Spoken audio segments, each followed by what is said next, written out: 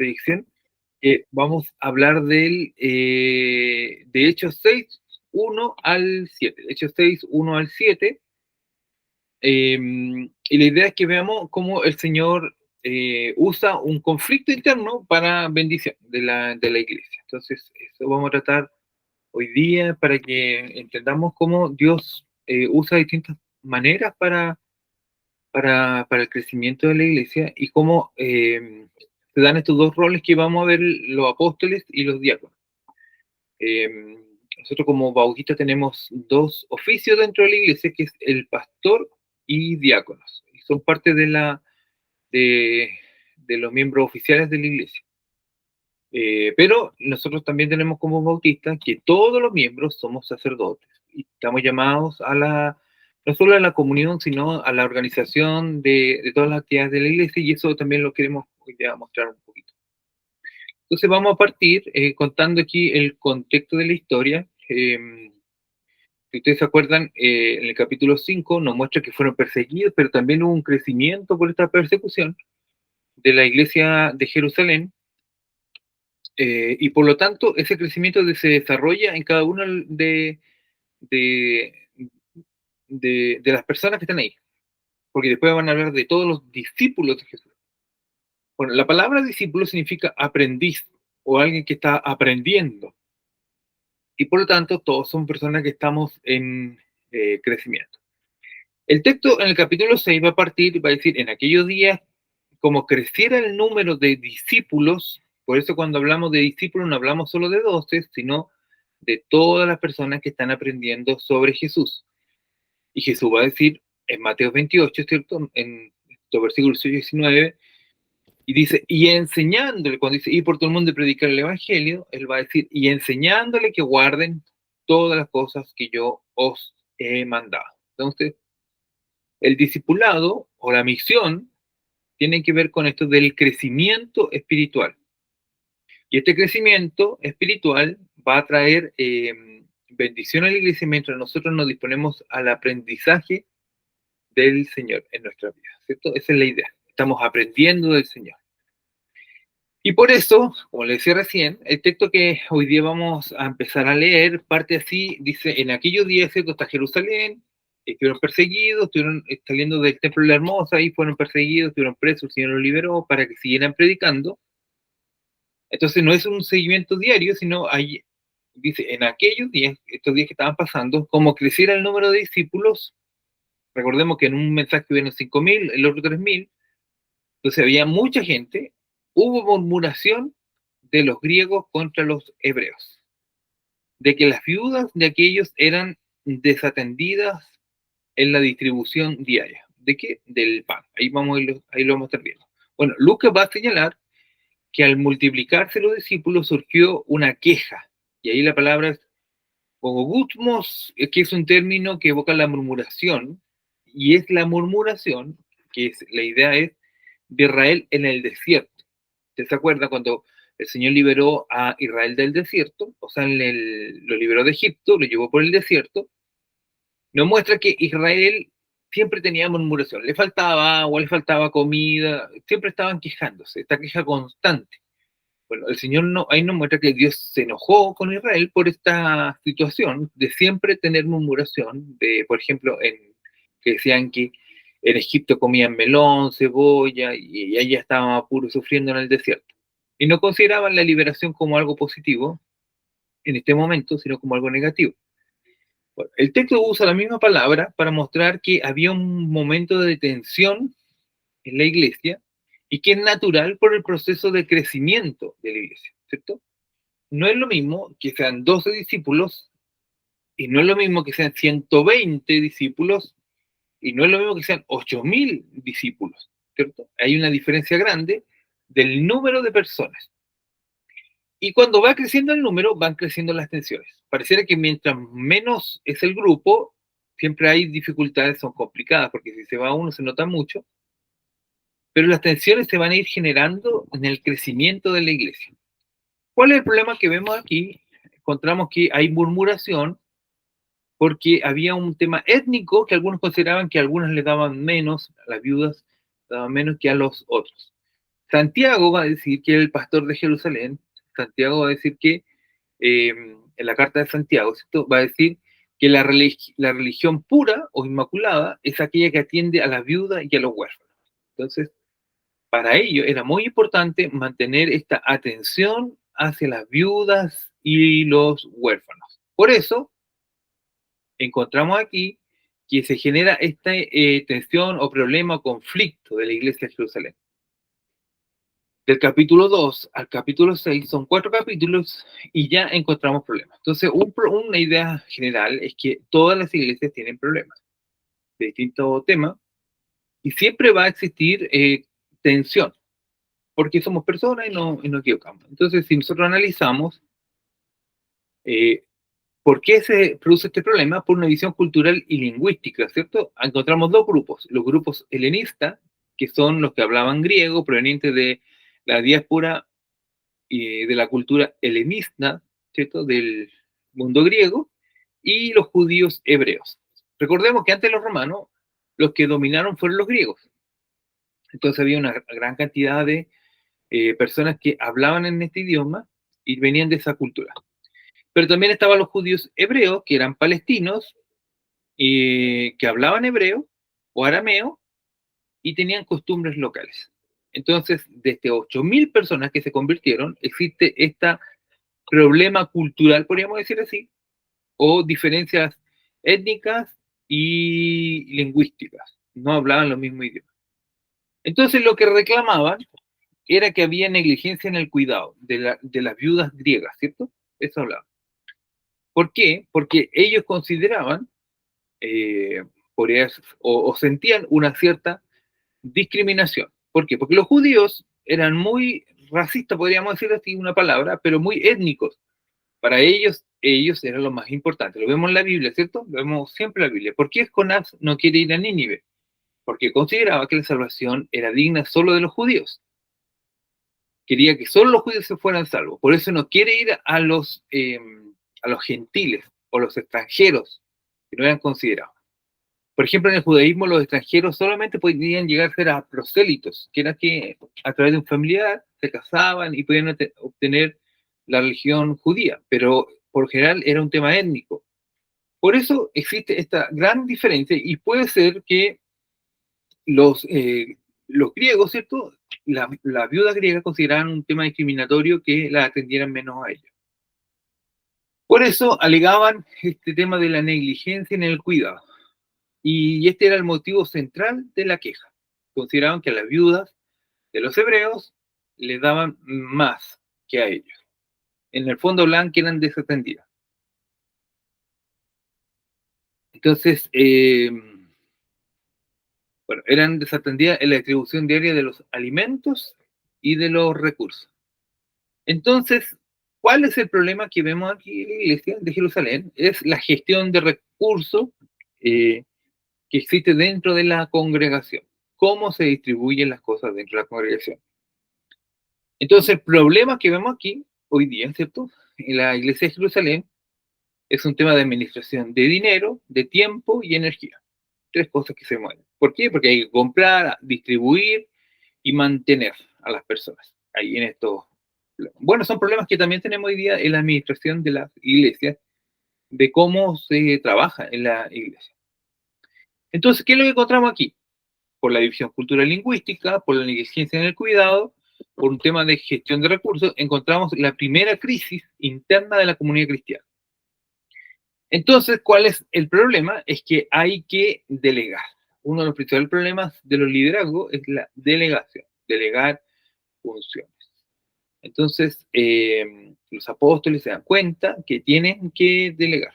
Entonces, aquí vamos a encontrar los siguientes versículos, que los 12 apóstoles, ¿cierto?, van a tomar en cuenta y van a hablar que ante la crisis, los 12 apóstoles convocaron a la congregación o a la multitud, a la asamblea, ¿cierto?, para definir sus prioridades. Primero, ¿qué es lo que debe hacer un liderazgo o nosotros mismos, ¿cierto?, cuando tenemos problemas? Primero, definir nuestras prioridades.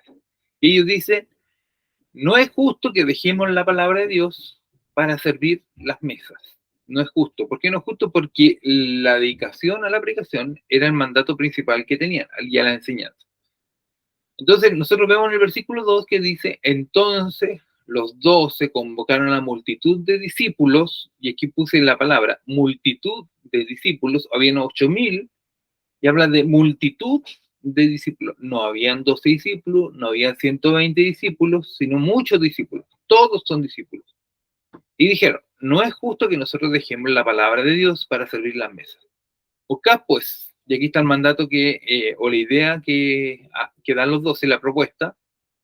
Buscad pues, hermanos de entre vosotros, a 7 varones de buen testimonio, primer requisito, llenos del Espíritu Santo, segundo testimonio, y de sabiduría, a quienes encarguemos de este trabajo, y nosotros persistiremos en la oración y en el ministerio de la palabra. Entonces lo que encontramos aquí, ¿cierto? Es que los apóstoles hacen una priorización de necesidades que tiene la congregación. Entonces tenemos una congregación gigante, donde los 12 apóstoles tienen que visitar a las personas, predicar la palabra, pero también una de las prioridades del liderazgo debe ser la oración. Entonces, aquí van a estar, dice, persistiremos, van a mantenerse, van a buscar la oración y el ministerio de la palabra, como dos ejes centrales del liderazgo de una iglesia. Entonces, lo que vemos, ¿cierto? La solución de los apóstoles y el ministerio de la iglesia. Primero, dan prioridad. Los 12 apóstoles tratan de no descuidar la palabra. Y ahí encontramos el ministerio de la iglesia. ¿Cuál es el ministerio de la iglesia? ¿Cierto? Alguien puede decir dar de comer a los pobres. Pero el ministerio de la iglesia, prioritariamente, es no descuidar la palabra, y estar en la oración. Dos ejes centrales. Y cuando eso está cubierto, podemos servir las mesas. No va al revés. No va a servir las mesas y después cuidar la palabra y la oración. Entonces, primero, ¿cierto? Lo que vemos acá es que hay una prioridad del ministerio. Hay una priorización de funciones. ¿Qué van a hacer los apóstoles? No descuidar la palabra o preocuparse de la palabra y la oración. Entonces van a buscar 7 diáconos. La palabra diácono viene de la palabra diaconía y significa servir, servidores, que atiendan las mesas. Entonces, ¿qué van a hacer ellos? Van a buscar 7. ¿Por qué 7? Porque 7 es un número simbólico, igual que el 12, ¿cierto? Que va a representar las 12 tribus de Israel, el nuevo comienzo de la iglesia, pero el 7 es una representación de un número perfecto de servidores. ¿Por qué? Porque Jesús vino a servir, no a ser servido, y los diáconos van a tener una función fundamental dentro de la iglesia, que va a ser la mano activa de la iglesia, la mano activa, la que se mueve, la mano práctica. Entonces, aquí lo que vemos, ¿cierto? Los requisitos. Primero, hay que buscar 7 varones para atender el servicio. Primero, buena reputación, buen testimonio. La Biblia va a mostrar constantemente esto. Dice, procura con diligencia prestarte como obrero aprobado, que trace bien la palabra de verdad y que no tengas de qué avergonzarte, ¿cierto? Esta idea de no avergonzarse de la palabra del Señor por causa del testimonio. Primero, ¿cierto? Una buena reputación, un testimonio veraz. Segundo, ser lleno del Espíritu Santo, que va a hablar de un empoderamiento divino, eso habla de ser lleno del Espíritu Santo. ¿Por qué hablamos de empoderamiento? Porque el Espíritu Santo lo que hace es guiar, mover a la persona en el sentido de Cristo. Una persona llena del Espíritu Santo es una persona que está empoderada, movida, guiada por el Espíritu Santo. Entonces, primera característica, un buen testimonio. Segunda característica, que tenga evidencia de que es guiado por el Espíritu Santo. ¿Y qué conclusión va a ser eso? Que va a tener un buen carácter, ¿cierto? Más el fruto del Espíritu, ¿cierto? Gozo, paz, paciencia, benignidad, templanza, mansedumbre. El fruto del Espíritu es un buen carácter y por lo tanto va a tener sabiduría, que no es lo mismo que inteligencia, sino es una capacidad práctica e intelectual dada por Dios. sabiduría, ¿cierto? Alguien sabe que pueda tomar buenas decisiones, buen testimonio, guiado por el Señor y que pueda tomar buenas decisiones, ¿cierto? No hay que dejar de lado el sentido común. Yo decía el domingo en la predicación, si uno pierde el sentido común, está perdiendo casi todo. Entonces, por eso es importante mantener esa idea. Segundo, ¿cierto? ¿Para qué? Para dar el sentido al ministerio de todos los creyentes. Cada creyente, nosotros lo creemos acá, es un ministro de Dios, llamado y dotado. Todos los cristianos somos ministros del Señor, llamados y dotados. La iglesia, ¿qué hace? Organiza para que cada función, cada uno cumpla una función dentro de la congregación. Y eso lo vemos a través de Efesios cuando dice que todos somos un cuerpo, el cuerpo de Cristo. Cada uno de nosotros tiene una función. Y podríamos decir, cada uno de nosotros tiene una diaconía, ¿cierto? De un servicio al Señor. Algunos tienen enseñanza, administración, ayuda, y así otras más, ¿cierto? Que pueden darle el Señor a cada uno de ellos. Entonces vemos acá un problema, ¿cierto? Lo vimos acá, un problema, pero ahora vemos una solución. Y nos dice el texto que agradó la propuesta a la congregación, a la multitud. ¿Qué es lo que vemos también aquí? Una acción congregacionalista, podríamos decir así. La congregación, no un acto democrático, sino un acto congregacionalista, que quiere decir que hay unanimidad. Constantemente vemos esta palabra en los hechos. Cuando se desarrolla la unanimidad, significa que todo el cuerpo de Cristo está en un solo sentir. Dios da el orden para que estas cosas funcionen. Entonces eligieron, ¿cierto? Lo que hace los discípulos que llaman a la congregación dicen, elijan entre ustedes. ¿Y qué pasó? ¿Cómo eligieron? Eligieron a Esteban, varón lleno del Espíritu Santo, el versículo 5, a Felipe, a Prócoro, a Nicanor, a Timor, a Parmeas, a Nicolás, prosélito de Antioquía, y a los que presentaron los apóstoles, quienes orando le impusieron la mano. Entonces, ¿qué es lo que vemos aquí? Lo que primero vemos es una inclusividad cultural. Todos los nuevos diáconos tienen nombre griego. ¿Quién tenía el problema? El problema tenían las mujeres griegas, que eran viudas, porque no eran atendidas por los apóstoles, que querían que sean atendidas. Entonces, ¿qué hacen ellos? Eligen de la congregación hombres de ascendencia griega para poder atender dónde está el conflicto, ¿cierto?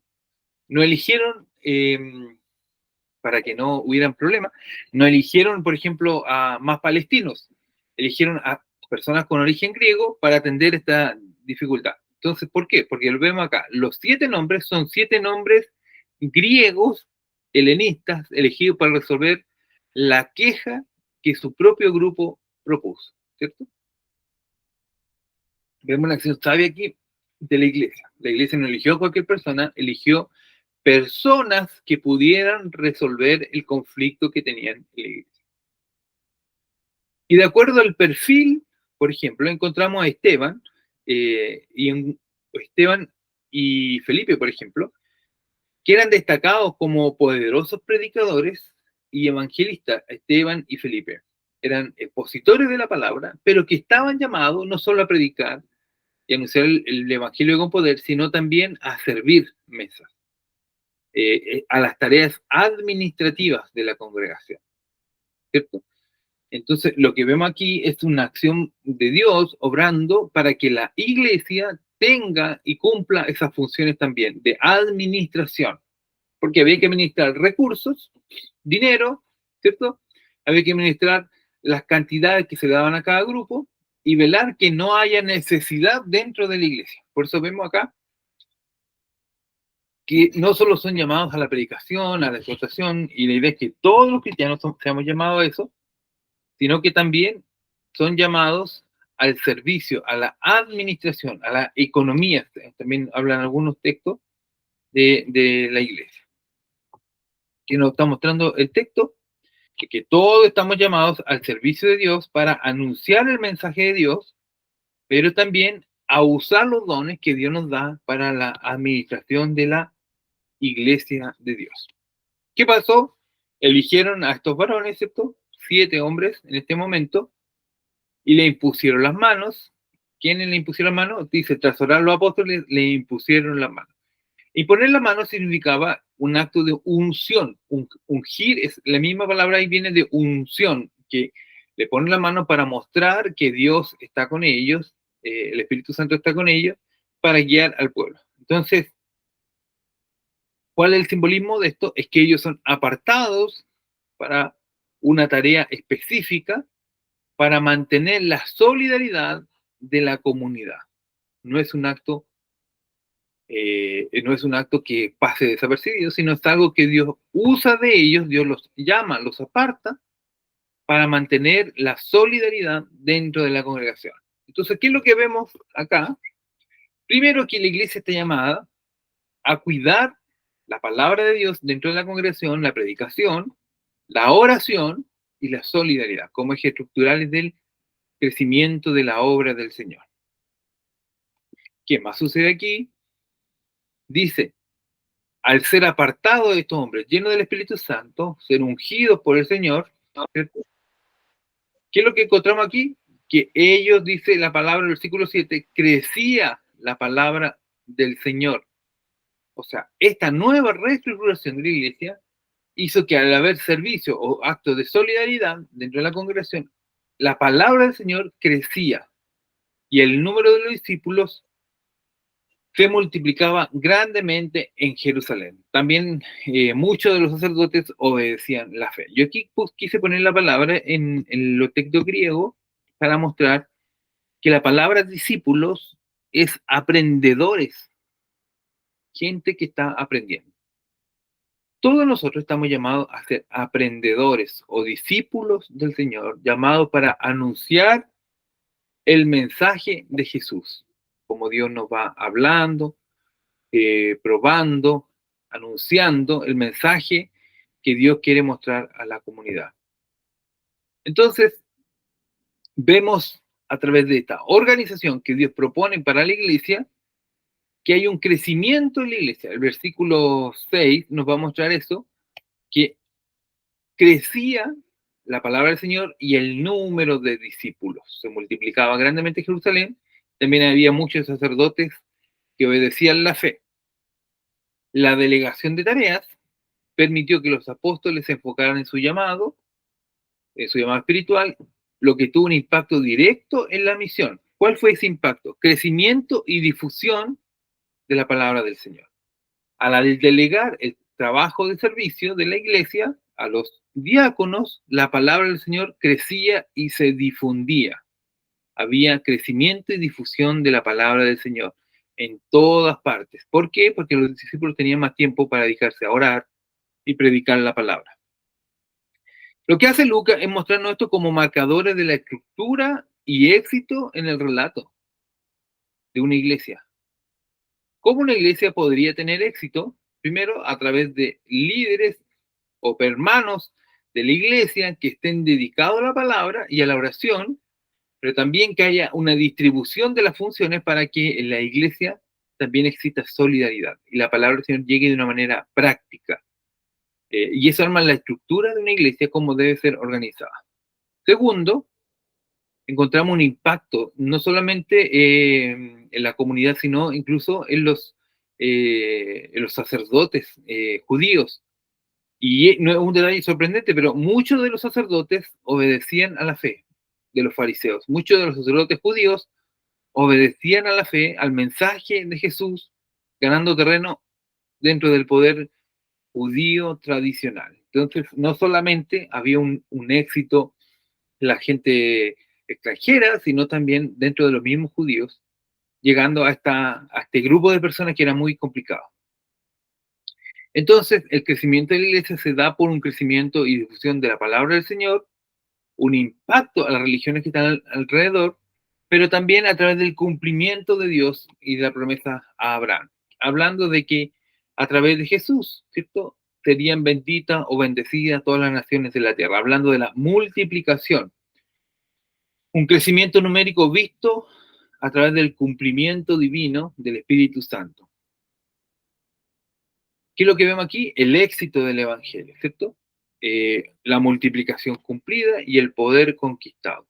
Cómo Dios desarrolla su poder en medio de una congregación gigante en este momento, que busca el crecimiento a través de la difusión de la palabra del Señor y el impacto dentro de su comunidad a través de la solidaridad. Entonces, si nosotros quisiéramos llevar esto a algunos puntos, eh, nosotros debiéramos pensar, primero, que la iglesia debe ser sensible a necesidades sociales y culturales de sus miembros para mantener la unidad, la que hemos hablado, la unanimidad. Tenemos que ser sensibles a las necesidades que hay dentro de nuestra congregación, pero también a las diferencias culturales que pueden existir dentro de la iglesia. ¿Para qué? Para que no hayan divisiones o grupos dentro de las comunidades de fe y podamos en conjunto mantener y llevar la palabra del Señor. También eh, el texto nos propone que la estructura organizativa, ¿cierto?, de pastores, diáconos, no es un fin en sí mismo, sino un medio para permitir que la proclamación del Evangelio continúe sin impedimento, ¿cierto? Si nosotros queremos escuchar la predicación, también nosotros tenemos que ser parte a través de ser servidores de la iglesia o diáconos de la iglesia, servidores que trabajen para la multiplicación de los beneficios que la iglesia puede dar también a la población.